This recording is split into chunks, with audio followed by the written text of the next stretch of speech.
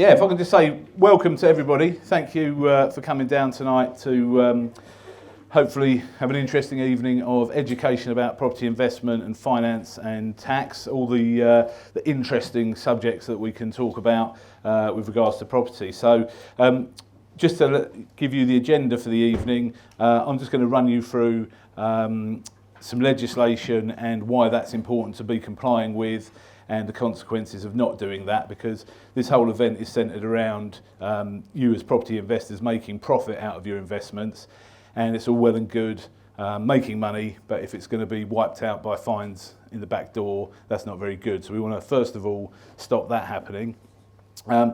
Then John Holliday from Pocknall's Accountants is going to talk to you about the interesting subject of tax. So we're really giving you the most interesting subjects tonight, but I think that's probably what you want to hear about. And then David Liddell will talk us through the sort of current finance situation in the property market. So yeah, once again, thanks for coming down. It's lovely to be able to actually hold an in-person event again. I think the last one of these we did was in about 2017. So yeah, it's lovely to see everybody here. So who am I and who is Charles David Casson? First of all, my name is Neil Baldock and I am one of the directors of Charles David Casson, along with my brother Matt, who is my business partner at the back, and our wonderful team who are also there. Give us a little wave. Yeah, we own Charles David Casson, and we are an estate and letting agent. We're based in Chelmsford, but we cover the whole of Essex and we manage properties literally Chelmsford, Colchester, Basildon. We've acquired a few letting agents over the years as well, and that's how we're sort of continuing to grow our business as well. This isn't a sales pitch, by the way, but just to give you a bit of a background to us, we have won lots of awards recently, which we're really proud of. We've featured in the Best Estate Agent Guide as well for the last 2 years.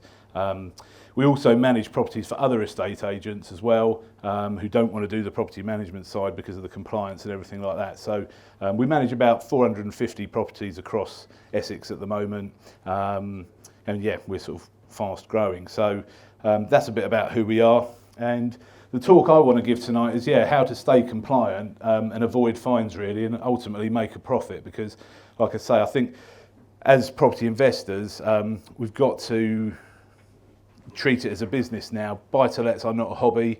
There's so much legislation involved that this graphic will explain, but there's said to be over 170 pieces of legislation now that go along with renting out property in the UK. I'm not going to talk about 170 of them because I would send you to sleep if I did, but we're going to talk through kind of the main ones and where we see people going wrong and where you can trip up and get fines. Because what we don't want you to do is waste your profit on fines. You've worked hard to build up your deposits, buy your properties. You know, we appreciate people, property investors, they don't just get given properties. You've actually worked hard to build your portfolio. And our job as a letting agent is to be there and protect you, and make sure your portfolio is compliant and stop you from getting fined. So there's some big numbers up there, and I know these are kind of headline numbers, but ultimately we are seeing in the property industry press all the time landlords getting fined for not complying with these regulations. And even in this day and age, we have people on the phone every week asking us, how can I sort this out because I haven't got an EPC that's the right rating, or I haven't got an electrical certificate and things like that. So there's big fines there. I don't know if everyone can read it at the back, but if you didn't have an EICR, an electrical inspection condition report, there's up to a £30,000 fine. Breaching the tenant fee ban is £5,000 for every breach of it. The one we really see on a regular basis is people not registering deposits properly, and you can get fined up to 3 times the deposit, plus have to give the original deposit back as well. So doing things wrong when renting out property can cost you a hell of a lot of money, and we don't want that to happen to people. So that's what we're kind of talking about tonight. Also, just to say, a lot of this legislation has been around for a while now, and you might think, oh, well, I sort of already know that. But what I would ask you to think about is, do you know all of it and all of the things that I'm going to talk about tonight? Because from our experience with people coming to us with problems, quite often deposits, for instance, we'll talk through that, they've done 2 out of the 3 things they should, but that's not good enough to stop you getting the fine. And that's what we need to sort of concentrate on and make sure everybody's compliant on. So, as I say, this is ever increasing. we're getting more and more legislation every year. Throughout COVID, we've had to go through it. There's specialist COVID legislation, some of which has now gone away. But ever since 2015, the private rented sector is just getting hit with legislation changes all the time. And as a landlord, as a part-time property investor, you just can't keep on top of it. It's not, you can't be expected to. If you've got your day jobs and everything else, how can you be expected to? And that's obviously where we are in a bit of a privileged position, that is our day job and that's what we do. We've got legal helplines, we've got qualified staff, so we're on top of this and this is what we do kind of day in, day out. So we're going to talk through some of this tonight: deposit regulations, smoke and carbon monoxide regulations, the Deregulation Act, the right to rent, energy efficiency regulations and a few other bits. And yeah, let's try and make sure none of you ever get on the wrong side of it. Because as I say, there is heavy penalties for non-compliance and we don't want anybody to fall into that. So the deposit regulations, these have been around for ages now, since 2007 in fact, and then it got slightly amended in 2012. And what most people do know is that you have to protect a deposit within 30 days. There's three approved, government-approved schemes: the Deposit Protection Service, the Tenancy Deposit Service and My Deposits, and there's a couple of different versions on some of them: custodial, where you pay the money away to the scheme, or what they call an insured, where you or the agent holds the money and just takes an insurance policy out against it. But those are the only three schemes, and that's the bit people do know, is that, yeah, I've taken a deposit and I've got 30 days and I've got to lodge it with one of these schemes. But what people sometimes don't know is, as well as lodging it within 30 days, you've got to serve a document called a prescribed information on the tenants. And that's a document which basically tells the tenants how much their deposit is, where you're lodging it, and how they can get it back.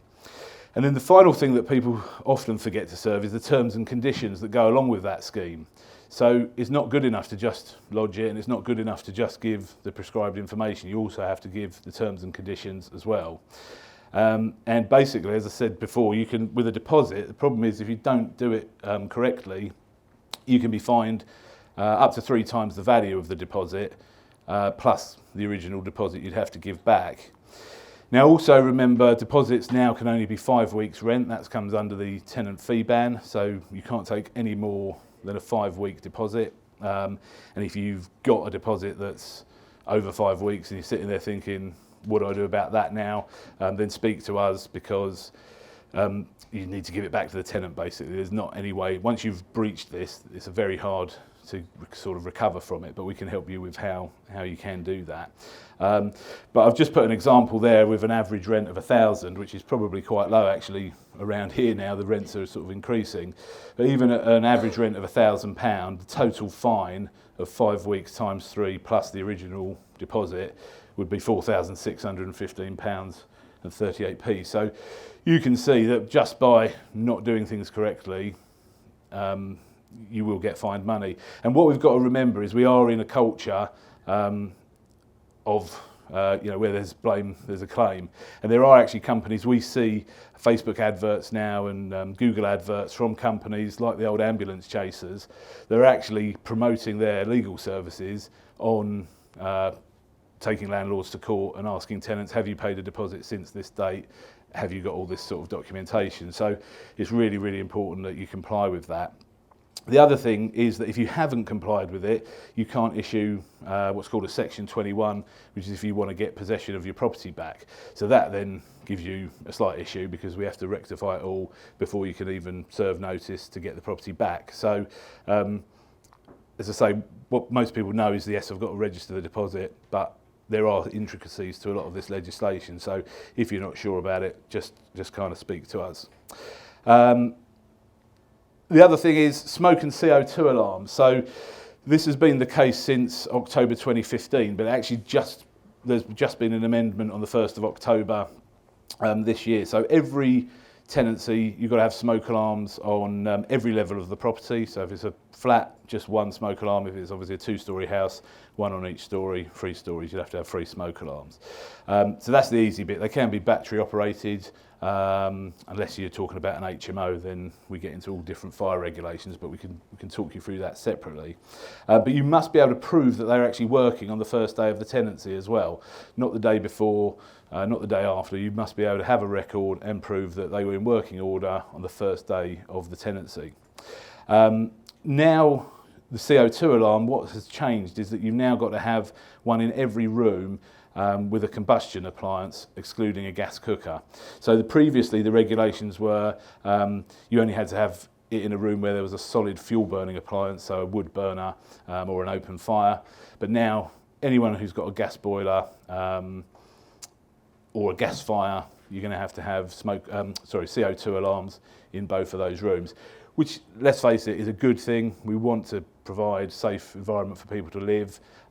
They're only about 20 quid a pop, so it's not a major issue, but it is now a requirement. So if you haven't got those in place, again, we need to look at that and get that sorted. And it is the landlord's responsibility to replace faulty smoke alarms and carbon monoxide alarms if the tenant obviously reports that those are wrong. But you should be checking that as you're inspecting properties anyway. The other thing, this piece of legislation called the Deregulation Act, which is great fun. So there's used to be 5, now 6, because you have to have an electrical inspection report as well. But there's 6 documents you must serve on the tenants when they come to move into a property, and you must be able to prove that you've served them as well. Because again, if you haven't done this, what can happen is you can't serve the Section 21 and get possession back of your property. The really, really important one is the number 1, the How to Rent Guide, because it doesn't look that bold there, but I tried to put it in bold. But it must be the current edition, and that just gets updated on the government website at random times. We're very much expecting it to get updated around now because we've just had the carbon monoxide regulations change. So we have software that kind of like monitors that and automatically does that for us. But if you're doing your own contracts and you're sort of doing things yourself, then it's no good to just thinking, oh, well, I've got the old How to Rent Guide saved on my computer and I'll just add that onto the documents. It must be the current edition. Because again, what happens when you actually go to court for a possession hearing, one of the first things they'll ask is, can you prove all this stuff? And if you can't, they won't even hear the case. That'll be it, thrown out. Then you've got to go back to the start of the process, correct all this, and then go back again. So really, really important. Serve the current edition of the How to Rent Guide, a gas safety certificate, which is a yearly requirement, energy performance certificates, EICR report, so an electrical inspection condition report, and as I said before, the prescribed information deposit scheme terms and conditions. And the other thing is, we don't have that in Chelmsford, but some areas you might be renting property out have licensing schemes, so you must serve a copy of the licence as well. Obviously HMOs, anything over 5 bedrooms, we have mandatory licensing across the country now, so those tenants must be provided with a copy of the licence as well. And as I say, simply not serving one of those documents will stop you being able to get possession of your property back until you've gone back to the start of the process and corrected it. So, yeah, you've really got to get this right because it's very hard to undo it, especially the deposit stuff. As I say, the only way to actually undo the incorrect protection of a deposit is actually to give the deposit back to the tenant and sort of make an excuse as to why you're doing that, because it will obviously seem quite strange, and then try and get the deposit back from them and re-protect it. So you don't want to be getting into all of that. Yeah, and I'm going to talk about retaliatory evictions because that all got changed under the Deregulation Act, that we cannot have, we can't say, right, that tenant keeps reporting that the boiler's breaking down, let's get rid of him, which is quite right, we shouldn't be doing that, but there are people out there, believe it or not, that do that, and you just simply can't. So handling maintenance is a really, really important part. A lot of people think property management is just about maintenance. It's not actually. It's probably 20% of what my team do. Most of our value is actually in making sure you're not getting these fines and making sure your paperwork's in order and keeping you safe and on the right side of the law. But of course, property maintenance is part of property management and it's got to be handled correctly. Now, you've got to give an adequate response to complaints about the condition of the property within 14 days. There's this thing called the HHSRS, which is the Housing Health and Safety Rating System. A bit of a mouthful, but again, you've got to consider that. Is your property up to scratch and is it complying with that?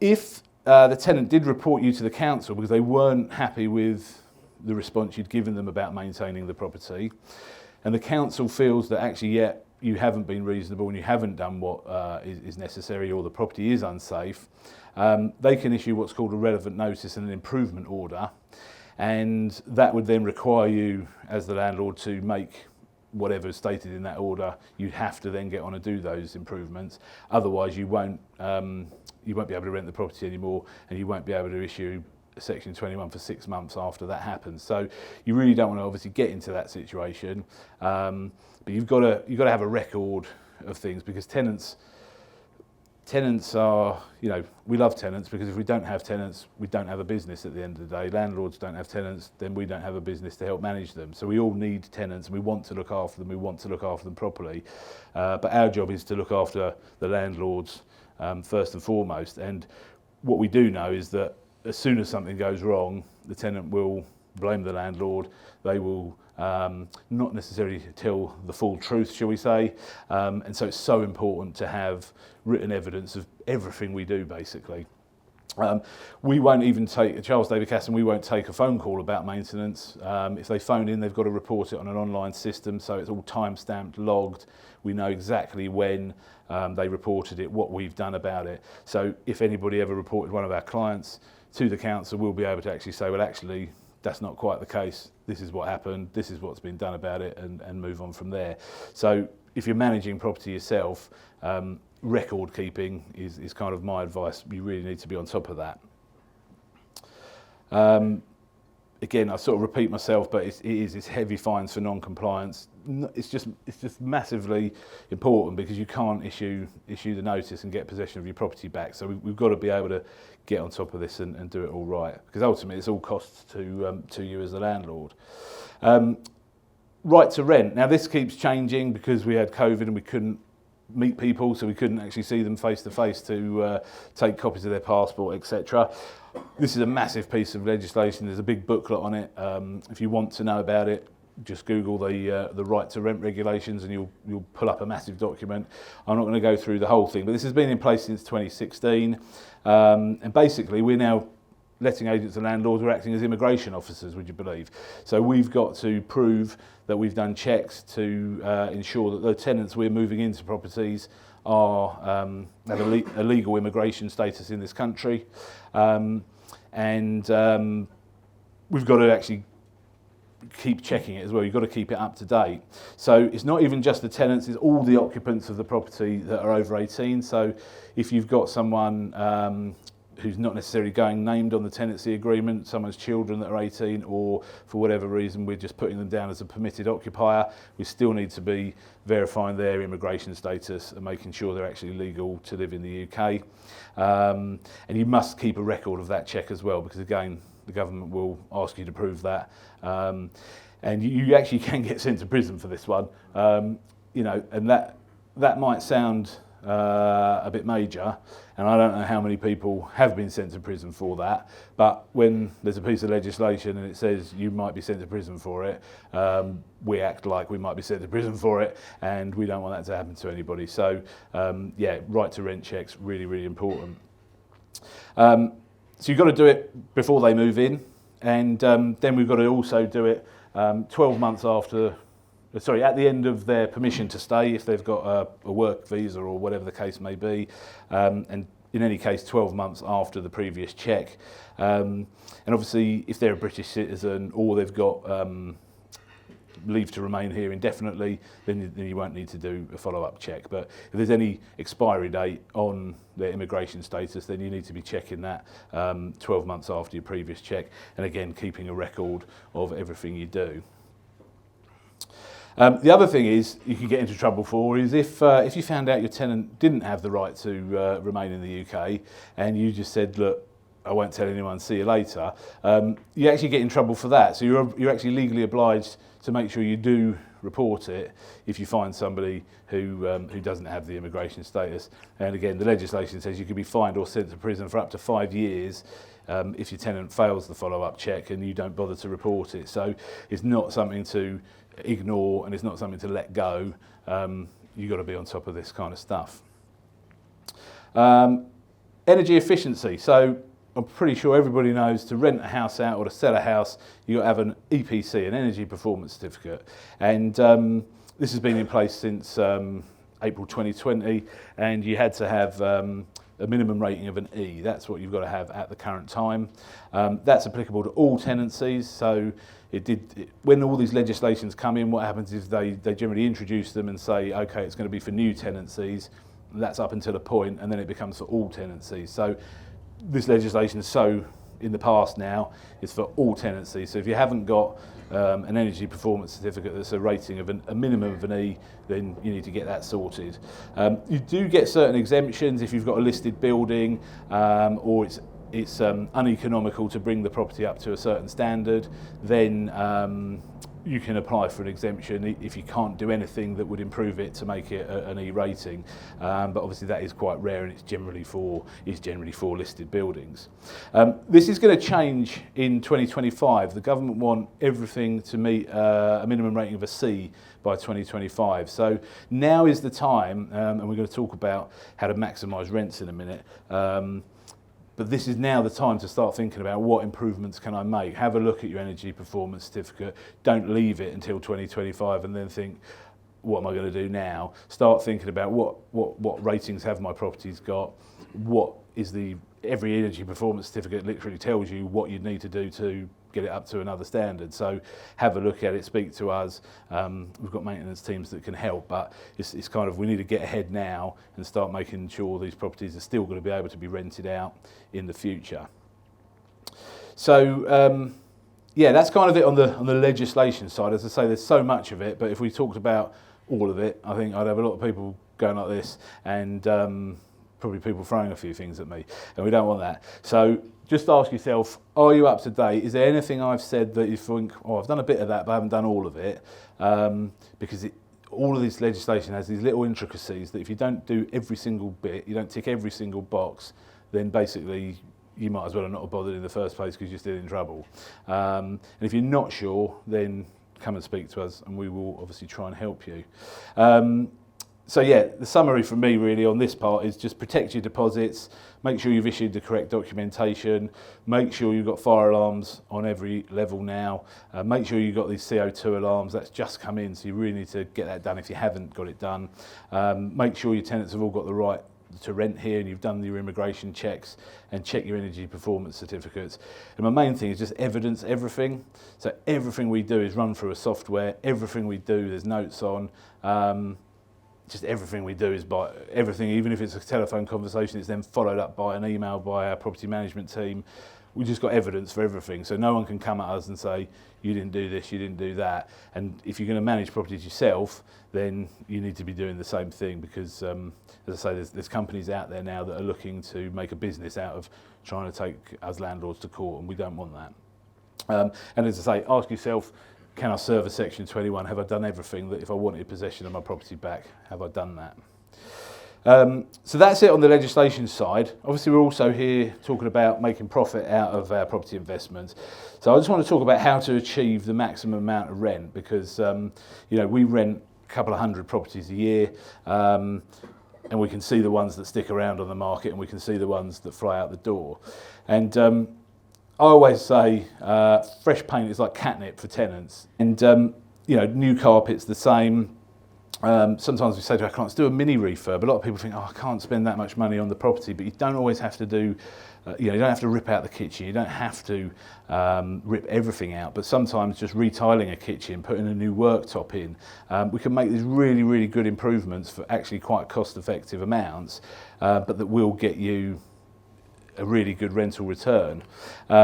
So what I would say is there's obviously still a massive supply and demand issue, and we've got much more demand than we do have supply.